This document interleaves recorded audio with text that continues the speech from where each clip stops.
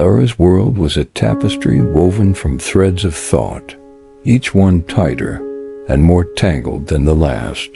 She sat in her small apartment, the soft hum of the city drifting through the window, a cup of chamomile tea cooling untouched on her desk. Her laptop glowed faintly, open to an email she'd been drafting for hours. Asterisk, dear Liam, I just wanted to say. The cursor blinked, a silent accusation of her hesitation. She'd rewritten the sentence a dozen times, each version dissected by a mind that refused to rest. Asterisk, is it too forward? Too vague? Will he even care? The question swirled unbidden like leaves caught in an autumn wind. Clara was no stranger to this restlessness. It had been her companion since childhood, when she'd lie awake wondering if her mother's tired smile meant she'd failed to be enough. As she grew, the habit deepened. Every choice, whether to speak in a meeting, to call a friend, to trust someone new, was a labyrinth of what-ifs. Her mind, like a river seeking the sea, carved paths of worry that led nowhere. The Buddha once said, "The mind is everything. What you think, you become." Clara's thoughts had shaped her into a keeper of doubts, a collector of fears. Tonight it was Liam who occupied her thoughts. He was a colleague, kind and unassuming, with a laugh that felt like sunlight breaking through clouds. They'd worked together on a project for weeks, their conversations weaving from deadlines to dreams. Clara felt a spark, a warmth she hadn't known in years. But with it came the weight of her mind's endless chatter. Asterisk, does he see me the same way? What if I misread him? What if I ruin this? She stared at her phone, his last message asterisk. Hey, you free tomorrow? Asterisk still unanswered. She typed, deleted, typed again. An hour passed, and the screen remained blank. In the stillness, she recalled a story her grandmother once shared of a monk who carried a heavy stone up a mountain, believing it held his salvation.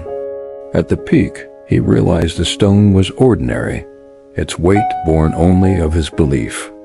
Clara wondered if her thoughts were such stones, carried for no reason but habit. Yet letting go felt impossible. To care was to cling, and to cling was to think endlessly, exhaustingly. She sighed, her breath a quiet prayer for peace she didn't yet know how to find. Her tea was cold now, the city's hum softer. Clara closed her laptop, the email unsent. Tomorrow, she thought, she'd find the words. But even as she made the promise, her mind whispered, asterisk, what if you say the wrong thing? And so the night stretched on, her heart caught in the gentle but unyielding grip of her own thoughts. Morning light filtered through Clara's curtains, painting soft stripes across her kitchen table. She sipped her coffee, the bitterness grounding her as she stared at her phone. Liam's message still lingered unanswered, a small beacon in the fog of her thoughts. Asterisk, hey, you free tomorrow? The words were simple, yet they carried a weight she couldn't shake. To reply was to step into the unknown, to risk a connection that might unravel her carefully guarded heart. But there was something about Liam, his quiet patience, the way he listened without rushing to fill the silence, that made her want to try. She met Liam months ago at the community center where they both worked, a place alive with the chaos of after-school programs and earnest volunteers. Clara managed schedules, her precision a shield against uncertainty. Liam, with his easy smile and knack for calming even the rowdiest kids, was different. He'd linger after meetings, asking her about her day, her dreams, her quiet love for painting. At first, she'd kept her answers short, afraid of revealing too much. But his warmth was like a river, steady and persistent, wearing down the stones she'd piled around herself. One evening, as they stacked chairs after a workshop, Liam had shared a story. "My grandfather used to say, 'A single step begins a journey of 1,000 miles.' He was quoting Lao Tzu, I think, but he meant it about people, how one moment of trust can change everything." Clara had nodded, her heart stirring. She wanted to take that step to trust, but her mind whispered warnings. Asterisk, what if he leaves? What if you care too much? The seed of connection had been planted, but it was already tangled in the roots of her doubts. Today she typed a reply. Asterisk, sure, I'm free. Coffee at noons? Her finger hovered over the send button, her pulse quickening. A teaching from the Buddha came to her, unbidden. You only lose what you cling to. She wanted to believe it, to let go of the fear that held her back. But attachment, she was learning, wasn't just about people. It was about the stories her mind told, the future she imagined and feared in equal measure. She pressed send, her breath catching as the message flew into the ether. Liam replied within minutes. Asterisk, perfect. See you there. Clara smiled, a flicker of hope warming her chest. But as she set her phone down, the familiar hum of her thoughts returned. Asterisk, what should I wear? What should I say? The seed of connection was fragile, and her mind, ever vigilant, was already tending it with too much care. She closed her eyes, wishing for the courage to simply be, to let the moment unfold without the weight of her endless questions. The cafe at noons was a small haven of clinking cups and murmured conversations, its air thick with the scent of roasted coffee. Clara arrived early, her hands fidgeting with the strap of her bag as she claimed a corner table. She'd chosen her outfit with care, a simple blue sweater, comfortable yet deliberate, but her mind was already racing ahead. Asterisk, does this look too try-hard? Will he notice I'm nervous? The question spun like a whirlpool, pulling her deeper into herself.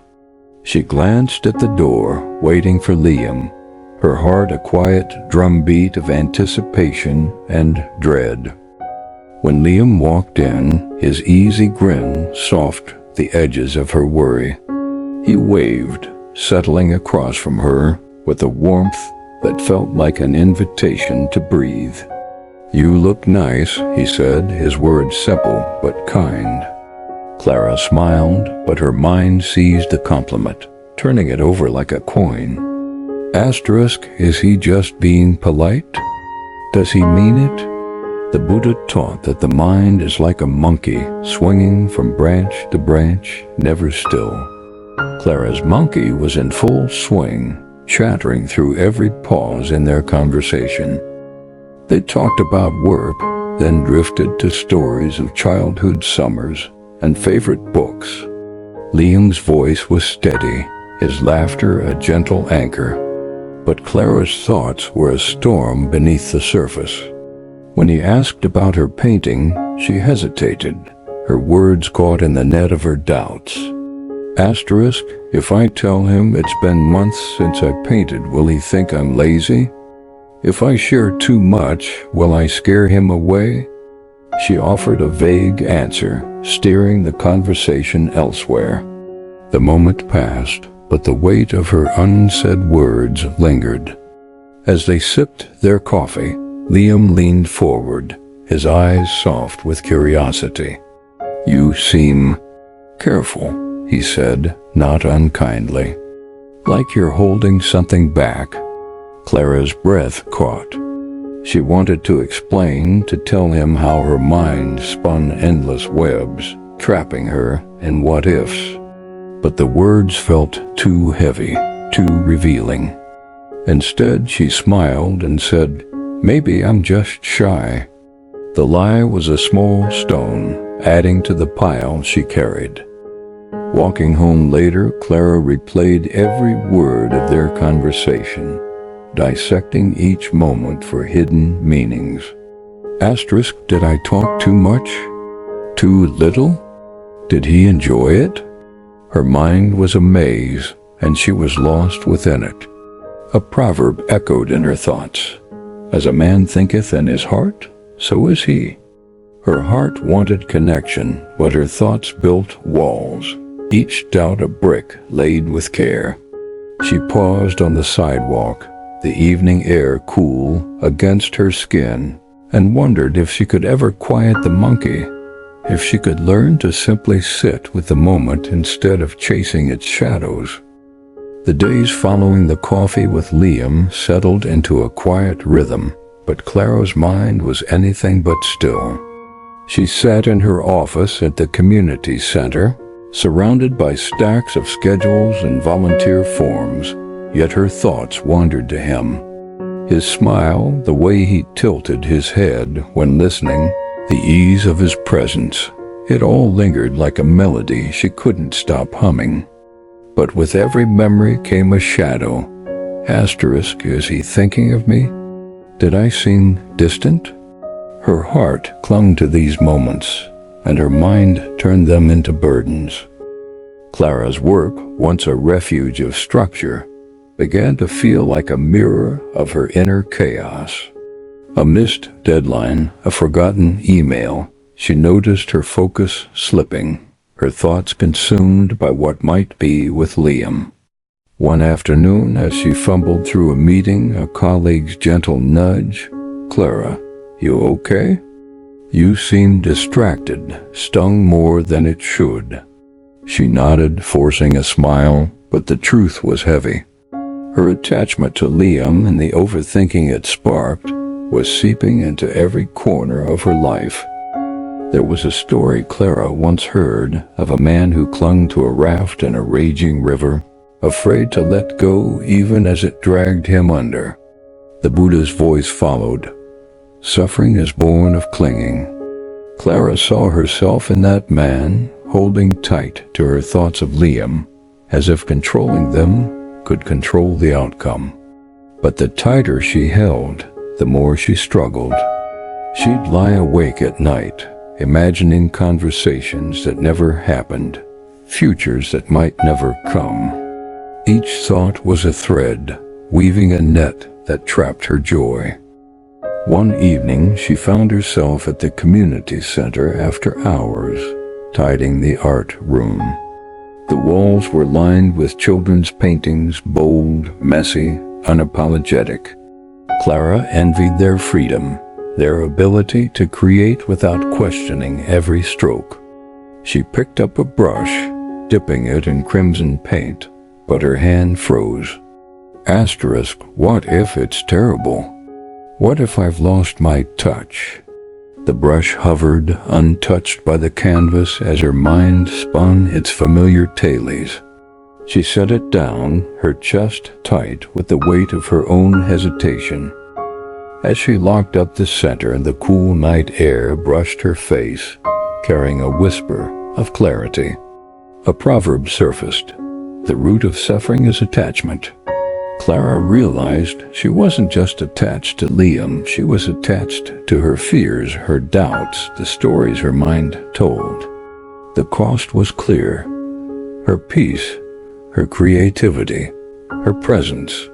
She walked home slowly, the stars above a quiet reminder of a world larger than her thoughts. For the first time, she wondered if she could loosen her grip, if she could learn to flow with the river instead of fighting its current. Clara woke to a morning soft with the promise of spring, the air carrying the faint scent of blooming jasmine from the neighbor's garden. She sat on her balcony, a mug of tea cradled in her hands, watching the world stir awake. For once, her mind was quieter, as if the dawn had hushed its usual clamor.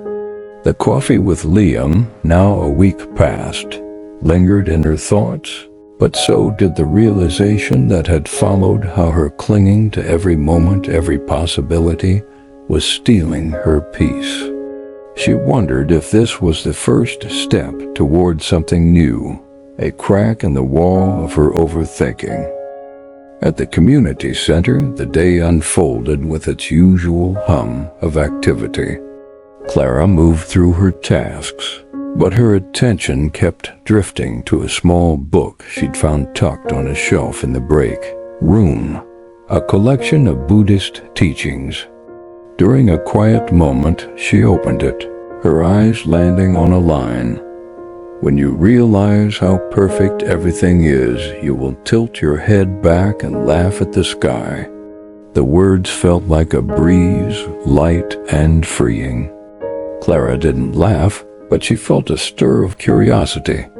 Could she see her thoughts, her fears, as perfect in their imperfection? Later, as she helped a group of children with a mural, their chatter filled the room like music. One girl, no older than 7, painted a lopsided sun with fearless strokes. "It's not perfect," she said, grinning, "but it's mine." Clara paused, struck by the child's ease. She envied that unself-conscious joy, the ability to create without judgment. Her own canvas at home remained blank, a silent testament to her doubts. But today, watching the girl, Clara felt a glimmer of possibility. What if she could approach her thoughts the same way, accepting them without letting them rule her? That evening, Liam texted, inviting her to a local art fair. Clara's instinct was to analyze. Asterisk, is this a date? What does he expect? But she caught herself, taking a slow breath. She recalled a saying, "The mind is a guest house. Welcome every thought, but don't serve them tea." For the first time, she tried to let the questions pass, like clouds across a clear sky. She replied with a simple asterisk, "Sounds fun. I'm in." Her heart fluttered, but she didn't chase the feeling, didn't dissect it. Instead, she sat with it, letting it be. As she prepared for bed, Clara stood before her mirror, her reflection softened by the lamplight. She saw not just the woman who overthought every step, but someone beginning to notice the patterns of her mind. The Buddha's wisdom echoed, "You cannot travel the path until you have become the path itself." Clara wasn't there yet, but the glimmers of awareness were like stars breaking through a clouded night, guiding her towards something lighter, something true. The art fair was a kaleidoscope of colors and sounds, with stalls brimming with paintings, pottery, and woven tapestries. Clara walked beside Liam, her steps light despite the familiar tug of her thoughts. The air smelled of fresh bread and lavender, and the crowd's chatter wove a gentle backdrop. She felt the urge to analyze asterisk. Is he enjoying this? Am I being interesting enough? Asterisk, but each time the questions arose, she tried to notice them without clinging, like watching ripples on a pond. It wasn't easy, but it felt like a small act of courage.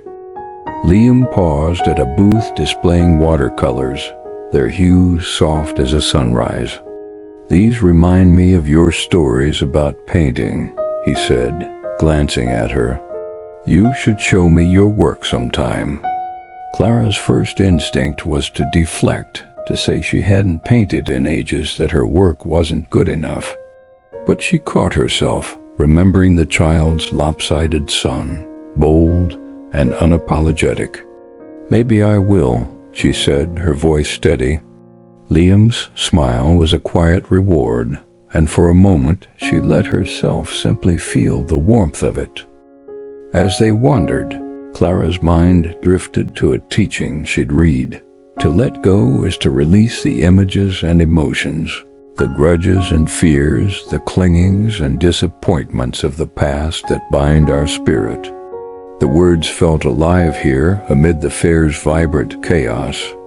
She realized she was clinging not just to Liam, but to an idea of how things should be perfect, certain, safe. But life, like the art around her, was messy and beautiful in its imperfection.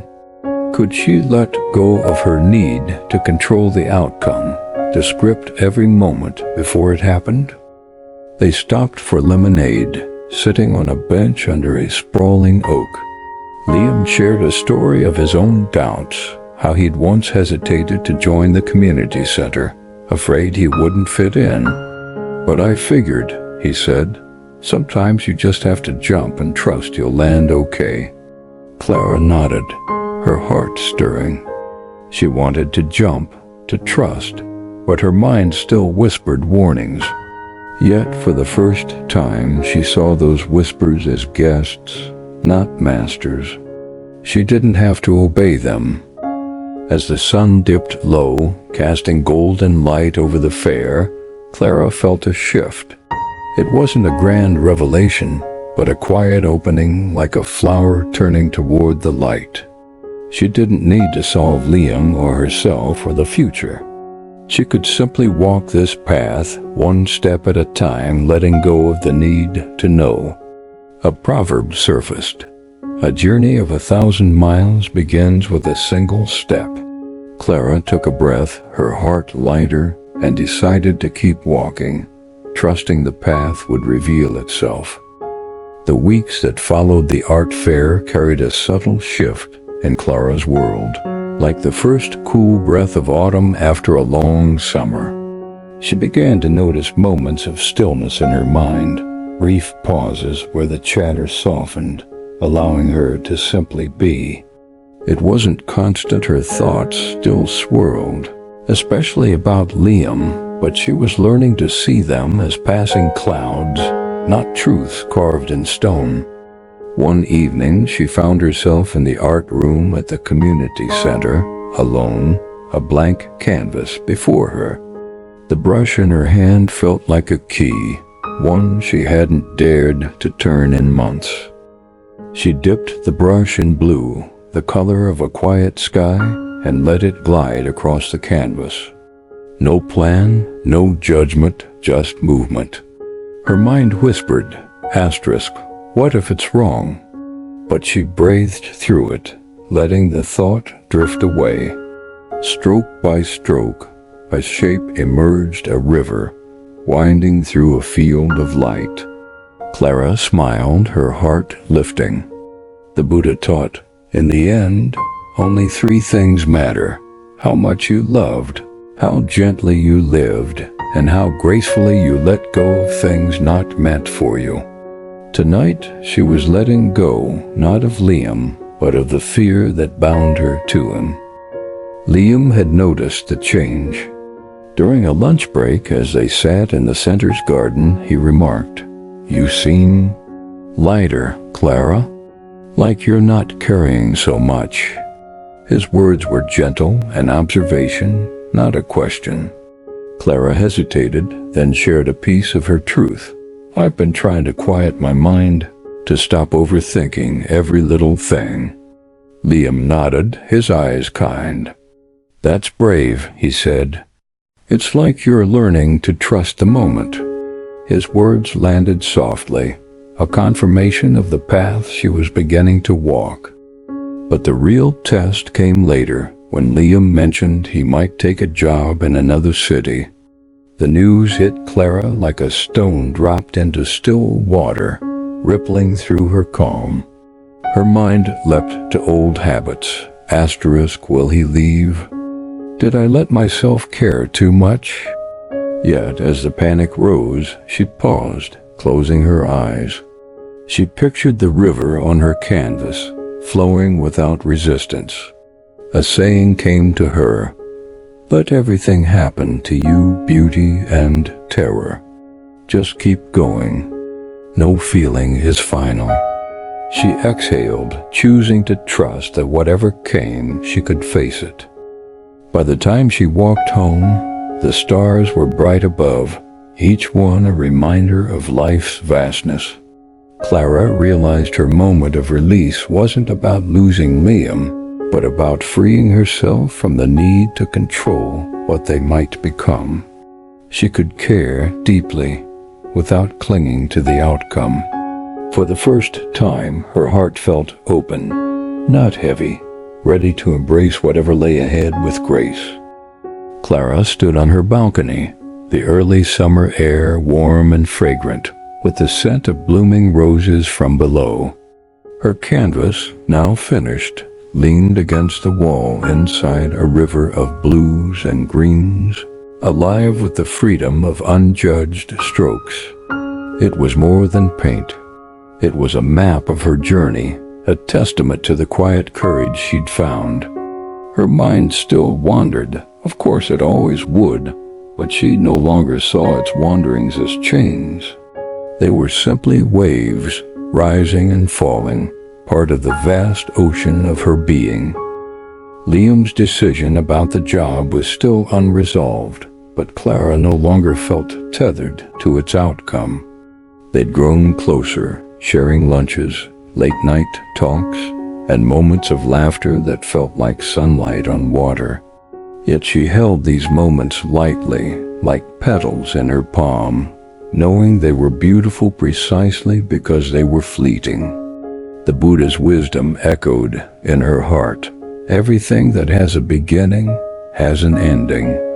Make your peace with that, and all will be well. She was learning to make that peace, to love without grasping, to live without scripting the future. One afternoon, as she tidied the community center's art room, a young boy lingered, his sketchbook clutched tight. "I don't know if this is good," he said, showing her a drawing of a lopsided tree. Clara knelt beside him, her voice soft. "It's yours, and that makes it perfect," she said. The boy beamed, and Clara felt a warmth spread through her. She was passing on what she'd learned, that creation, like life, thrives when you let go of the need to be flawless. As weeks turned to months, Clara's life became a gentle dance of presence. She painted more, her canvases bold and unapologetic.